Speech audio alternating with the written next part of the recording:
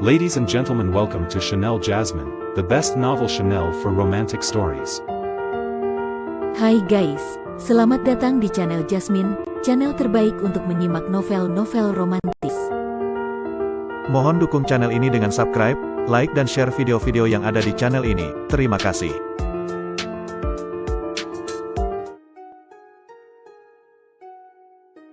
Perintah Kaisar Naga bab 4969. Saat Humazi menatap Dev, ia baru menyadari bahwa Dev sudah mencapai ranah dispersi abadi.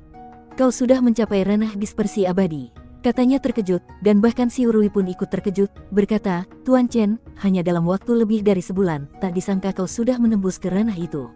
Dev hanya tersenyum datar dan menjelaskan kepada Humazi dan si Urui tentang urusan yang harus ia tangani selanjutnya, serta meminta mereka berdua untuk tetap tinggal di pasar gelap Linghu dan tidak berkeliaran sembarangan. Si Urui, dengan tatapan agak iri, menimpali, tenang saja, Tuan Chen, Master Hu ini jelas tidak akan kemana-mana. Selama sebulan lebih ini dia tiap malam bersenang-senang. Dev tertawa dan memperingatkan, Master Hu, kau juga harus tahu batas. Jangan sampai tewas karena kelelahan. Humazi mengibaskan tangannya ke arah Dev dan berseru, sudahlah, cepat pergi. Kalau kau kembali nanti, kita cari tempat di wilayah klan manusia. Dua wanita itu lama-lama membosankan juga. Kemudian Dev, Bai, dan Feng Xian meninggalkan kota Badak dan menuju ke kota Harimau Terbang. Jarak antara kota Badak dan kota Harimau Terbang mencapai 10.000 mil, dan butuh hampir sehari penuh untuk mencapai sana dengan terbang.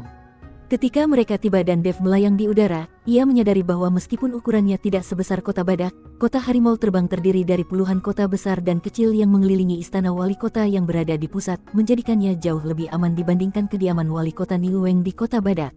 Setiap kota di sana memiliki pos penjagaan sendiri, sehingga untuk sampai ke pusat pemerintahan lebih sulit daripada naik ke surga. Di bawah sinar matahari senja, cahaya merah darah melumuri tembok batu biru yang mengelilingi kota, membuatnya tampak seperti sisik monster raksasa.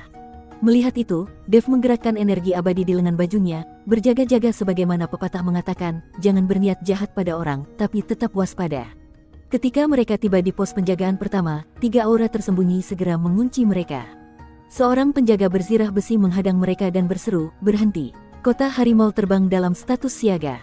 Orang tak berkepentingan harus segera pergi. Saat Feng Xian hendak bicara, Dev mengangkat tangan menghentikannya. Ia melihat lencana giok hijau di pinggang penjaga itu, lalu menyalurkan simbol keemasan dari ujung jarinya ke dalam lencana tersebut dan berkata, tolong sampaikan ke wali kota Sie bahwa kami datang dari kota Badak atas undangannya. Begitu simbol itu meresap ke dalam lencana, wajah sang penjaga langsung berubah dan ia membungkuk hormat, lalu mempersilakan mereka masuk, sebab mereka memang benar-benar diundang oleh wali kota-kota Harimau Terbang. Apalagi mereka hanyalah penjaga kota kecil di garis depan, dengan keberadaan yang nyaris tidak diperhitungkan.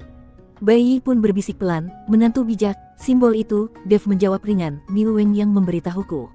Kalau tidak, kita tidak akan bisa melewati pos. Ia pun memerhatikan pola formasi yang samar di atas tembok kota, dan menambahkan, melihat situasinya, sepertinya ini bukan satu-satunya pos.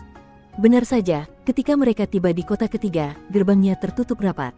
12 kultivator berjubah hitam muncul dari kabut hitam, pemimpin mereka memegang kompas perunggu yang memantulkan bayangan 3 orang mereka dengan jelas. Ia bertanya dengan nada dingin, siapa kalian? Berani menerobos kota Harimau Terbang, kalian hanya layak mati. Kami dari kota Badak, datang untuk bernegosiasi atas undangan wali kota Sie, jawab Dev maju selangkah. Namun sang pemimpin tetap bersikukuh, kalian dari kota Badak, aku tak kenal, kalau mau bertemu wali kota, lewati kami dulu. Ia memutar kompasnya, dan formasi langsung muncul di hadapan mereka. Feng Xian tertawa dingin, hendak menyerang, tetapi Dev melangkah maju dan menggoreskan simbol yang sama seperti sebelumnya di udara. Bedanya, kali ini simbol itu memancarkan cahaya merah yang menyilaukan. Bersambung.